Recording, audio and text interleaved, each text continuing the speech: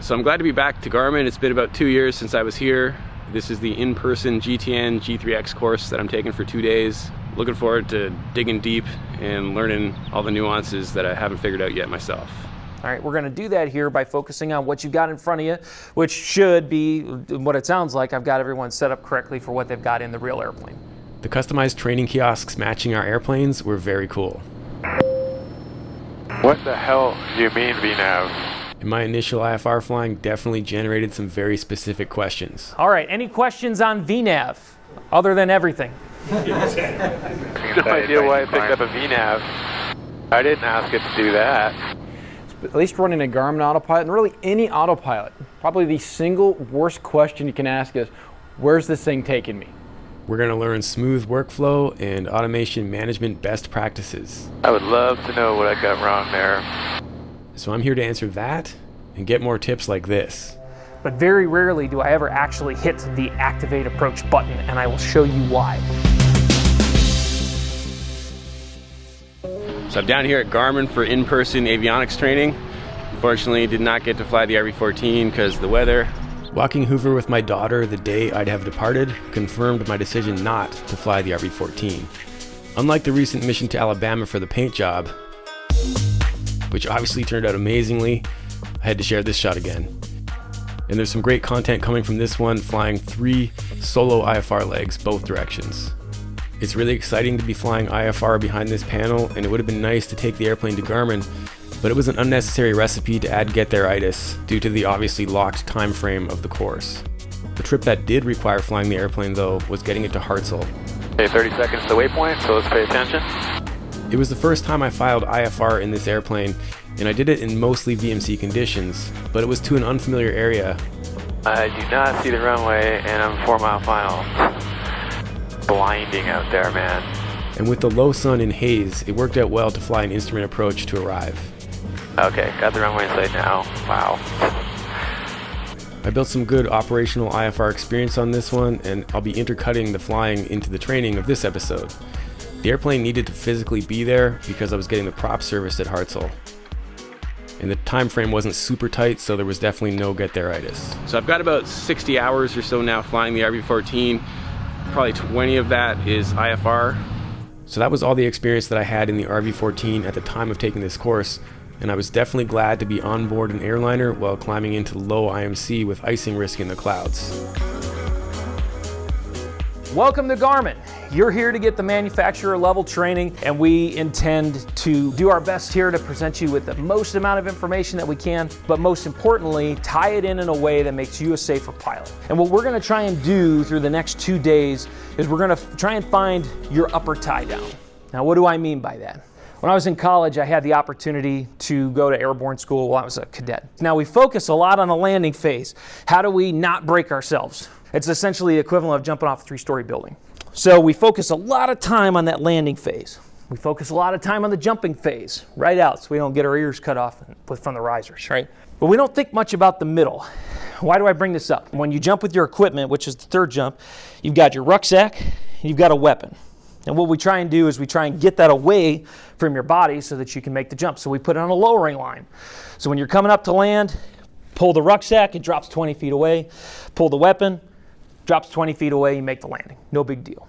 Well, we're practicing in the tower, and you're supposed to hook everything up. What you do, you've got your equipment upper tie down up here, which is essentially just a bow, just keeps it from hitting you in the face from the wind, right? And then you've got your equipment locked on these D-rings. Well, in the tower, you're jumping out, you're prepping, and what they have you do is you jump out, drop your equipment, right? Pull the rucksack, drop the weapon, prepare to land. Drop the rucksack, drop the weapon, prepare to land. Drop the rucksack, drop the weapon, prepare to land. We actually came up to the real jump. So we did 2 Hollywood jumps, which is no equipment. Third one was with our combat gear. So what do? I'm coming down 18 to 22 feet per second. That ground's getting real fast, right? Pull the rucksack. Drop the weapon. Drop the weapon. Why won't my weapon drop off? Weapon stuck to my side, so now I've got this splint essentially keeping me from executing my parachute landing fall. I made the best out of a bad situation. It wouldn't come off, right? And I land. It's the most excruciating pain of my life. And I get to walk around now with, like a orthopedic injury I kind of worked through, right? So When I landed though, I'm like, what happened? I'm doing a post-mortem. And I look up, there's that one little tie down, the upper tie down. Now we trained, jump out, pull the ruck, drop the weapon. We did not train, pull the upper tie down, drop the ruck, drop the weapon. That was the point when it clicked with me that training was important. The way we repeat, the habit patterns we make are critical. And we don't want to leave the intersection where we took for granted that all we had to do was fall, when we're really doing everything we need to do to prepare for that landing, right? And that includes getting your equipment set and such so that you're in a position to be able to make that landing safely. But that's what we're looking for here. I'm going to try and find your upper tie down. What are you doing now that may be something that we took for granted that will save you, save your passengers, make you more safe, or keep you from legal action, right? Pilot deviations. It's really fun to see an F-16 on the ground at Oshkosh. You don't want to see him when you're up in the air and he's, wagging your wings at you. So that's what we're going to be doing today. We're looking for your upper tie down. All right, so my objective here is to try to share this the best I can. It was 16 hours, literally, and I shot most of it. I put a community poll out to ask you guys what you wanted to see, and you kind of asked for everything. So what I've done is structured this cut with these section headers. Feel free to pause this screen to read it. I've also got this information in the description. But it's a pretty tight cut, it moves fast, and I don't think you're gonna feel the need to skip anything. So here we are getting started on the first scenario. It's a pretty big flight plan to input, and I ran into an immediate learning moment that I thought I'd share. And then anything with a dash between it is part of a airway. Okay. Are we entering that then? We will in just a second. I'm going to show you, we're going to step through it. I just want to clear my previous direct to, and Oh, yeah, press the direct to hard key, and then remove direct to should be left of the activate button. Got it. Yep. So deleting flight plan doesn't kill that. Okay. No. We'll talk off route. So this is an off route, on route direct to. We'll be talking that tomorrow for in route stuff. Okay, so the first thing I'm going to do here, find the departure that I want, select on it. I might have a runway option available. Let's say we were going to take off on runway 8 left. Now, I'm going to pause. I want to take a moment to look at this because you're going to see a page that looks very similar to this. I really don't like slamming through buttons really fast and being like, bam, load departure. Look at how quick I can put stuff into my GTN, right? Because there's a high likelihood that it's wrong, right? If you're going too fast. So this is the part where I like to either pull out the chart on the GTN or I pull out my iPad and I'm going to take a look at the departure brief and I'm going to make sure that it makes sense. What's nice too, you can see it's got an in and an out. This is also a pinch and zoom option as well. That map on the inside is articulating. You can go ahead and pinch, zoom, pan around, make sure it looks right. Is this correct? And if it is, then I load. But what I'd like to see you get in a really good habit of is taking a moment, taking a breather, and verifying. Like we said, we don't want to push buttons and cross fingers. Okay, so the next thing we can see, just as we're following along here, because I use this a lot through the course itself when we're doing flight plan stuff, we've got the JAX 2 arrival with the Kellen transition inputted, but now we're working on the Victor airway. Now, you can see the Victor airway is tied to the exit transition of the departure, which is really convenient. So when we're thinking about loading an airway, most of the time, if you guys are trying it right now, you probably went and clicked add waypoint and then you typed in Q56, right? Well, it's not a waypoint. I have a tendency to get onto highways with an on-ramp and I get off with an off-ramp, right? I do, I don't know what you guys do. So the airway is based off the entry fix. So we can see Kellen, Q56, to Oracle. So I'm going to select the Kellen fix here, and then under waypoint options, I have a load airway button. And when I do that, now I have Quebec 5-6 available to me. Any airways that are available from this intersection become available as an available airway. I make that selection here. Well, we got our on-ramp, we figured out Q56, so the next thing is going to be our exit, and conveniently it even says right there, right, select our exit. Where do we want to get off the Quebec 5-6 airway? Well, we said we want to get off at Oracle. I have a tendency to do this sort alphabetically, and I look for it alphabetically. So I choose Oracle, and now look at this. I'm in the same type of look loading the airway that I did when I had the procedure. Exactly the same thing. I'm pulling up my IFR chart. Is this correct? Do these waypoints make sense? I'm looking at my map. Again, you can zoom in, zoom out, pinch, zoom, move, whatever it may be. Does this make sense? Is it going in the right direction? Okay, I'm flying from Atlanta up to Virginia, and it's going northeast. Okay, generally makes sense, right? And we've got our entry fix, airway, exit fix. As long as that's good, we'll want to load. But again, we want to verify first. And then we load it. Now, there's an airway title bar. Works exactly the same way. And when we touch on that, we can collapse, which just makes all of the waypoints not visible except for the entry and the exit fixes, which is really nice if you got this long route sequence. We can also select. So if I said, oh, I didn't want the Oracle transition, I wanted something else, I'm going to come through and select, choose a different transition, and reload it. And it supersedes that guidance. And I can also remove it. If I just really messed up or I don't want it anymore, I can completely remove it from there. Let's say you make this really nice, gorgeous flight plan with all of these procedures. That's a lot of stuff. Did we do it right? Maybe we should check it. Let's go ahead and click on the menu button, and we can preview the flight plan. This is one of my favorite functions for the flight plan as well. Now I've got the entire thing. I see the sequences with the title bars for the procedures, all of the waypoints, and I can scroll as well as scroll through the map. We're able to come through and make sure that this is all right, what we're expecting. All right, so we're in our en route phase here, right? This is a perfect time for us to pull up weather. We're way too far out now to hear the ATIS, so we're not going to do that. But we could go into our flight plan and pull up the weather from our waypoint info page. It's one of the most precise ways for you to get it. And here's me doing exactly that, using the SiriusXM weather data to change the planned approach from what the forecast had led me to believe I'd be doing. Charlie Foxtrot, Charlie Golf Alpha, you said you want to switch to RNAV 28? 26, it looks like that's what the wind is favoring. Alright, stand by, let me pull that up. Thank you. And if you can verify, I'm just getting off of the nearest from the satellite here because they don't have a ATIS. Dayton Airport is about 15 southeast of Piqua. The Dayton wind right now is 230 at 12. So yeah, I think that would make sense that it's favoring 26 at Piqua. Affirmative. Okay, so let's switch the plan then. Sorry about that. Charlie Foxtrot, Charlie Golf Alpha, descend, once you got that in, descend, maintain 3000. Okay, descend 3000, and I'll be heading to Romeo Oscar Delta for the RNAV 26, Charlie Golf Alpha. Now we're going to move into our enhanced descent baro VNAV. So this is what everybody's been waiting for. Yep. How's everybody doing? We're not in VNAV functionality right now. We're getting set up for the arrival, and I'm going to show you how this works. What this does is this allows the GTN to provide multi-waypoint descent baro VNAV. It means that all of our altitude constraints here that we've got as part of the flight plan, all of our altitude constraints are tied specifically with lateral waypoints. Back on board for the flight, watch and listen for an unexpected alert from the G3X. It'll populate here. Traffic in sight for Charlie Golf Alpha. Charlie Golf Alpha, roger, thanks. What the hell do you mean VNAV? My issue here is actually due to an error we made regarding the setup configuration of our experimental G3X and GTN 750. No idea why I picked up a VNAV. I didn't ask it to do that. Anyway, it's not going down, so that's good. Stay there.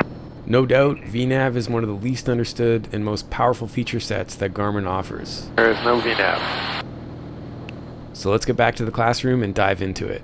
If there are altitude constraints in the arrival, which more than likely there is, that'll be already pre-populated in these altitude fields. Now, when you're looking at these arrivals and they say jets expect this and turboprops expect this and everybody else expect this, which altitude constraints is it loading? It's going to load for the jets. It's going to load the higher of them. So if you are looking through and you've loaded an arrival and your aircraft does not meet those constraints, you need to go through and manually change them. Let's say that that's about to happen. ATC is going to give it to you, though, instead of you looking at it on the chart. November 1-2 Golf Romeo Mike, cross arch at 15,000, descend via the arrival. So, what do we have to do? We're going to come over to arch. We're going to set our reference at arch. We want 15,000, right? Enter. And we want to hit save right here. We don't want to hit VNAV direct to. But don't we have to change the above to an at? We can change that over to an at. Yep. So at, good catch. at 15,000, save. Now, we've got our altitude constraint at 15,000, little pencil mark. That means we changed it, right? Now we're going to lower our altitude bug to our lowest cleared altitude. So I'm going over to my display and I'm changing my altitude bug. My lowest cleared, which in this case, descending all the way through the arrival, would be 5,000. And then I'm going to go ahead and I select VNAV, right? In this case, you can't see VNAV. I don't have VNAV on this, so I've just got to click GS. And that'll make it work for me. But on yours, you're going to select VNAV. So now take a look at your system and see what's happening. We should see an altitude constraint in magenta at 15,000 here on the altitude tape.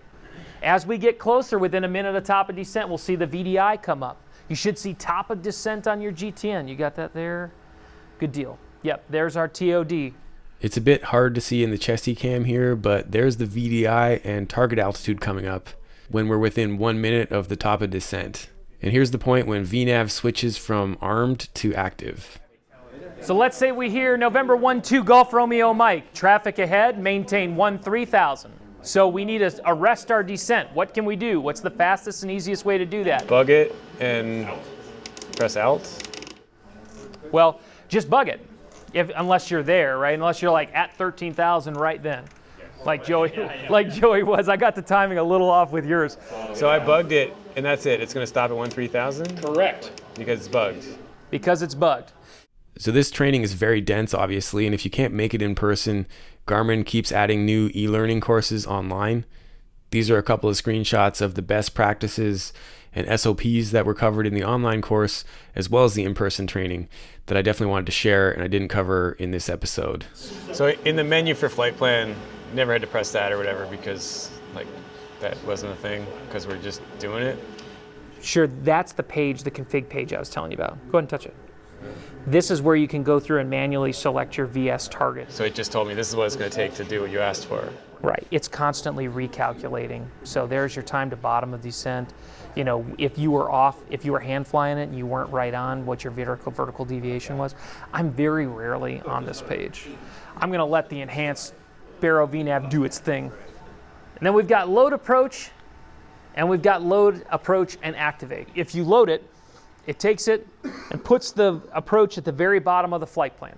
If we load approach and activate, we're telling the system to go direct to whatever transition fix was selected.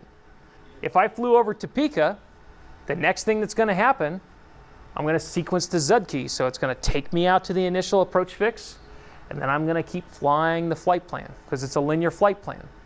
We never need to select activate the approach because there's a couple different ways that we can verify that the approach is active or we can make it active, but very rarely do I ever actually hit the activate approach button, and I will show you why.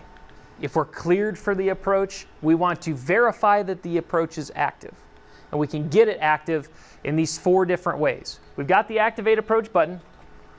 We've got the ability to do it from the flight plan as well. We've got activate vectors to final, or we can create a direct to any one of the approach fixes under the title bar, or we can activate a leg of the approach. Now here's my approach. Like I said, if I flew to Richmond and I just was letting the system do it, I never once pressed activate approach, it would fly to Richmond, then it would go back out to the Wakal initial approach fix and fly the approach all the way back in. If we want to verify the approach is active or make it that way, what we could do, press the approach title bar, activate approach, activate vectors to final. The other thing we could do, and my personal best way, is most of the time we're getting proceed direct to a certain fix cleared for an approach.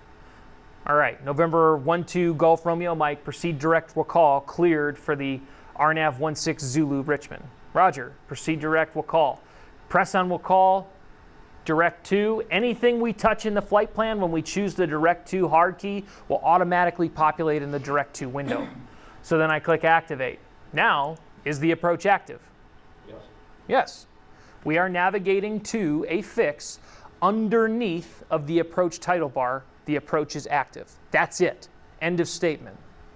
So we're cleared for the approach. We verify the approach is active, and then we're going to arm approach mode on the autopilot. So let's press APR, arm approach, and then verify on the AFCS. Because the thing with the approach button of the autopilot is you're never really activating approach guidance on the autopilot. All you're doing is arming it. All you can ever do with the approach mode of the autopilot is arm it. When the system says it's in a position to take over that guidance, it chooses to take the guidance laterally or vertically. As opposed to asking the question, why would I want to activate the approach? Let me ask, why would you not want to activate the approach? For this reason. Now, let's say, and this is the reason that Matt and I are kind of anti-activate approach. We're anti-activate approach activists because of precision. As an instrument pilot, we want to be as precise as possible. Now, let's say I'm flying this airplane and I'm getting vectored around. And then they said, hold this heading and intercept the inbound approach course. And I, out of rote utilization here, or just my habit pattern is, got it, roger that, activate the approach. Now I'm headed back out, right? As opposed to doing something more precise, which would be vectors to final or activating a leg between the two fixes. So if I was intercepting, vectors to final might be the easiest, but the other thing I could also do is come up here, select IFPIG, and activate leg. Or which one did I say? Oh, yeah, you're right, FlightPug. FigBug, whatever. Yeah, I don't know who names these intersections, but I want to give them a yellow star for creativity here. So there we go, I've got an active leg. I'm actively navigating to, or I have an active leg, I'm actively navigating to approaches, or to fixes underneath the approach title bar. The approach is active. The waypoint sequence will guide me. All I'm saying is that if you don't make it part of your habit pattern to always activate approach, then you'll find yourself being more precise. It's either going to be direct to a fix or vectors to final to intercept the inbound approach course. If you're fast finding from COM, it'll only pull COM. If you're fast finding from nav, it'll only pull nav. Fast find is a great quick tip that I wasn't fully understanding the power of. And if you look beside each item, there's a bearing pointer with distance. So this also applies when you're looking at waypoints. And if you spell something wrong, you don't end up setting yourself direct to a 500-mile away waypoint. You can rule that out here. Parallel track allows you to take your course line and then set an offset, left or right, by however many miles. That it just parallels your track. One of the ways I really like doing this is weather related. All right, November 1-2 Golf Romeo Mike, areas of intense precipitation ahead, 20 nautical miles. So we don't have to do anything with that if we don't want to. Maybe we do. Let's say that we broke out at 5,000 feet and we're VFR on top. We can see some rising cells and we see what they're talking about. This might be a perfect time to say, roger that, Raleigh approach, November 1-2 Golf Romeo Mike, request block deviation left of course up to 10 miles. November 1-2 Golf Romeo Mike, you can deviate left of course 5 miles, that'll work, roger that. Okay, so we're gonna do the parallel. Let's set up a parallel track. Yep. And let's say that you're just gonna skirt it, so you don't really need to go all the way left of course. Let's just set up a parallel track and let's play bowling with bumpers here. So 5 miles is what we got? Yep, 5 miles left of course. That's what we're cleared for. We would want to set your heading bug up to your current heading, drop into heading mode. If you stay in nav, it'll immediately track you off. So that's what I want, right? Well, yeah, so you could do that. What I was saying, like, let's play bumpers with it. We can use the heading bug. Oh, just steer around. So by giving myself this line, I know where I can be? Yep. Now you've got a left limit and a right limit. Got it. So I can play in the middle of that. Exactly. Because we're VFR on top and we're just visually staying out of the clouds. We're descending. You guys are doing great. This is looking really good. I think this is the most tracked scenario I've ever had so far. There was some great camaraderie with the group and it was fun to compare notes with everyone. Yeah, so we both ended up on the same screen to verify. That's good. Yeah. Getting the same workflow? Yeah. So that's good. No, this was pretty straightforward, thank God. Just checking in with everybody, checking in. You got it, no problem? Yep. Yeah. I'm already flying with all this stuff, and I've already got 2 of those, so. 2? Pretty That's good pretty stuff. Sweet. Yeah. I'm using both of them constantly. A lot of what I use is the utilities, looking at, especially flying the jet. I probably use fuel, trip planning, and VNAV, and then I look at true airspeed and winds aloft. But this page right here, I use probably more than anything. Okay. Those utilities. I'm posturing you at birds, which is like in this vicinity here. If you look on the approach plate I'm showing on the projector, I'm just getting you in the right place and space in the demo mode. I think we did this stuff. And while we're not moving, So now preview it to make sure you like it. So you can go menu and then preview it to see if that makes sense. Zoom out. Did you put Fun your... fact, it does not make sense. Okay, because you didn't reposition yourself on the sim. So that's just a sim thing. There was a really wide variety of experience levels with the pilots in the class, but it was very clear to me that everybody got something out of it. So I don't think any level of experience should rule out you considering taking this kind of training. Make sure you arm approach mode on the autopilot, APR on the autopilot, and verify. So where GPS is active, GP, glide path, that's our vertical guidance, is armed. So when we come up and the vertical guidance comes down, captures, it'll take us down. What if I don't? Then you'll just continue the lateral guidance for the approach, but won't descend on the approach. Yep. And the instructors were always roaming the class, offering help as needed. I'm like, okay, I forgot completely how to do parallel, and I'd never done this until you showed us. No, it's a neat trick, isn't it? November 1-2 Golf Romeo Mike, multiple active restricted areas, can't get your clearance through. Continue heading 270, intercept the 040 radio from Trona Airport, that's Lima 72. Proceed outbound on the 180 radio from Trona to the 11 DME fix south of the field, then proceed direct Inyo Kern. Cross Trona at 13000, cross the 11 DME fix at 12000. Yeah, unable. Well, let's go ahead and figure this out, right? Let's work through this. So yeah, we did some pretty complex stuff and built a lot of confidence working this equipment. Until next time, keep your flight chops sharp. Steve, how you feeling? Yeah, I'm good. I mean, I think I can go take a leak actually, without this exploding on me, right?